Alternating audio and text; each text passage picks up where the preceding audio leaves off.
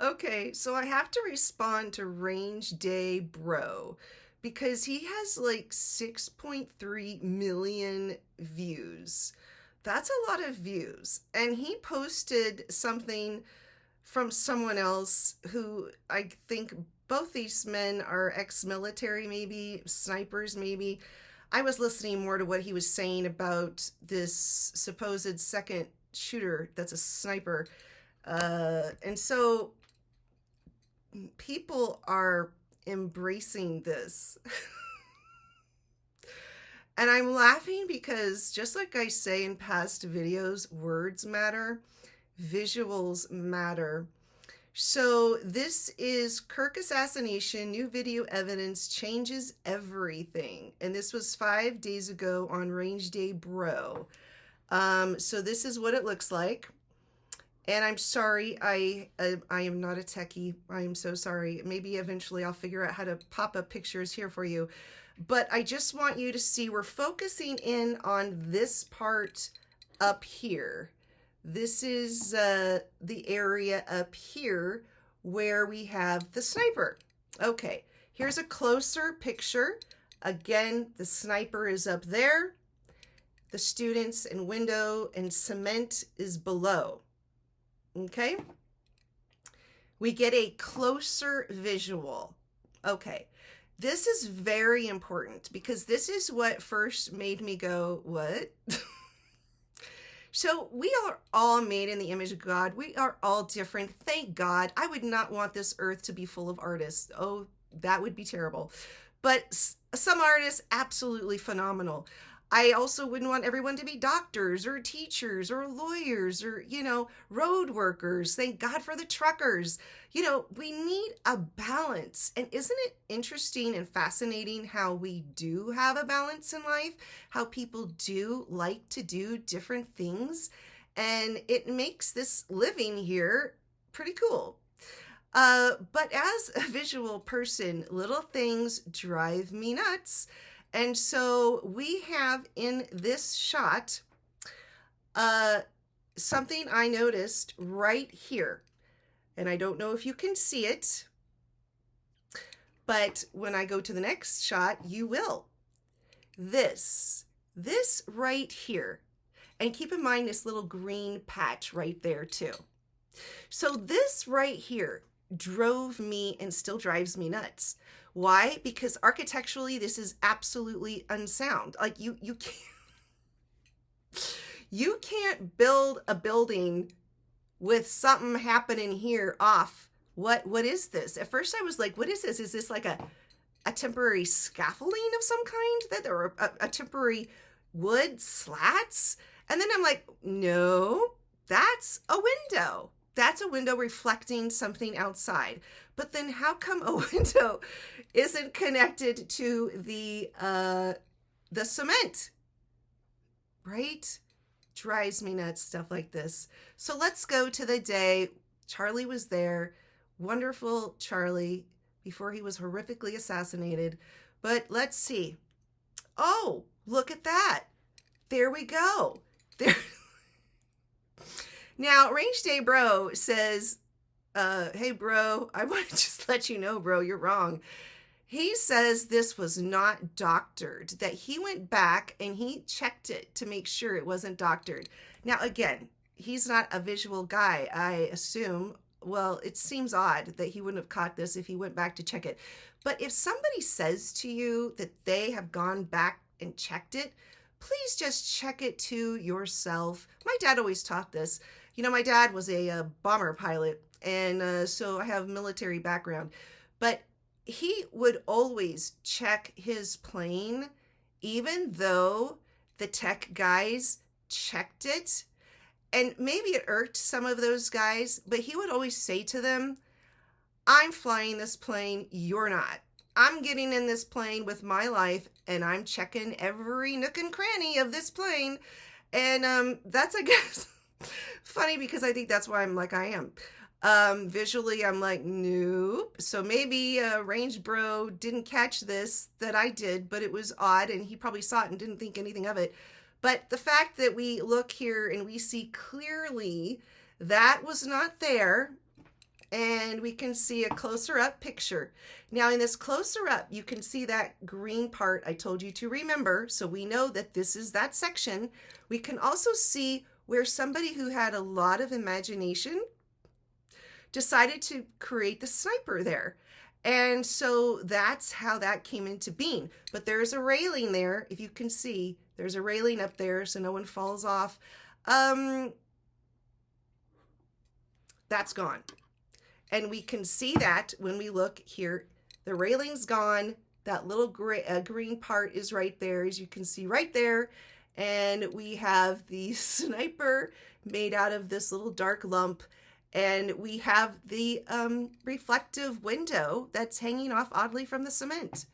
Okay, so when anyone starts talking about someone else being there in a different area, let's think that through. Because if you're closer now to Charlie, which they're saying this, basically this sniper would have been closer to Charlie's side, his right side now.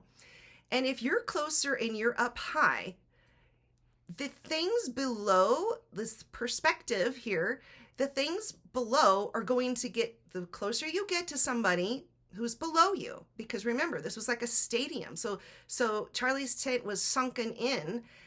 So if you're higher up, getting closer to Charlie, the tent Charlie's under is going to get bigger, okay? And it's going to be, there's going to be less view for you to see of Charlie.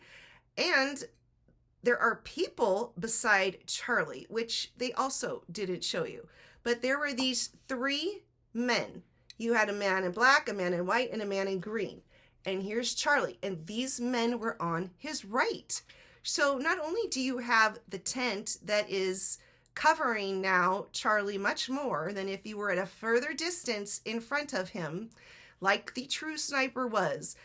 If you are coming from the side, higher up, closer, and then there's three men beside Charlie. And what's odd is that in their video, they don't have the three men there. So it's very strange. I'm assuming that in some of these photos, maybe those three men weren't there yet before Charlie started talking, but they were definitely there. Those three men, one of them would have had to have been hit from the angle this man is talking about. And the bullet went through, he is saying, Charlie's neck. Well, there were people right there on the other side of Charlie. So someone there, even though it was coming lower, they might have been hit. They probably would have been hit like in their shin or lower leg. I don't know. But the point is that supposed bullet exiting had to go somewhere and no one else was hurt. What did happen, they say, was the miracle. And this is something, of course, many people don't like to hear. But the miracle that the sniper, when that bullet went through Charlie horrifically, that bullet was stopped by his vertebrae. That was a miracle because somehow, well, not somehow, but evidently his vertebrae was extremely thick, they say. It's a very strong, and Charlie was a runner, I heard, and so, he was young. But the point is that the bullet there was no exit wound.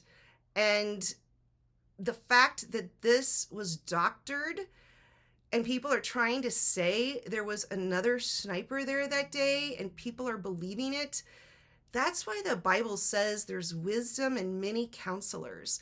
Like, get different points of view.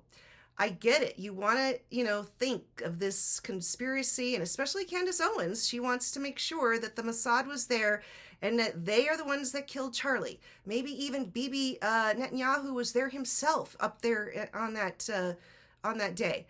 No. Again, I will say, as I've said in prior videos, the Mossad comes in and out. They would never leave a trace. You will never have photos of the Mossad doing what the Mossad does. So that, too, is just such a crazy topic of conversation. What is true is the radicalization of students on campuses, which Charlie had a heart for. He went to these campuses to try to dialogue with these students because they had been so radicalized by the far left. And we can see the shooter had been radicalized. And that's a story that people don't really want to hear. But he had been. His father, I think, was a pastor of some kind for a while, maybe still is. His family was conservative.